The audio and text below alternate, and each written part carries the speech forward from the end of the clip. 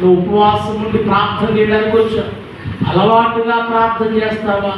నిజముగా ప్రార్థన చేస్తావా? దేవుని సన్నిధిని సమీపముగా నీవు ఆసన్నంగా చేసుకుంటావా? ఏదో సన్నిధికి వెళ్ళా వచ్చానని తృప్తి పడతావా?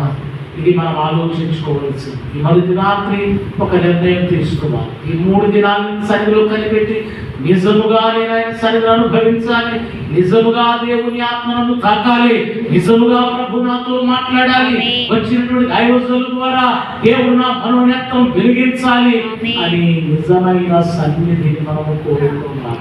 హల్లెలూయా, హల్లెలూయా, హల్లెలూయా. యేసు ప్రభు అన్నాడు, మంచి కాపరిని నేను, గొర్రెల కొరకు ప్రాణం పెడతాను. జీతగాడు ఉన్నాడు, వాడు సొంతగాడు కాదు, నిజమైన కాపరి కాదు.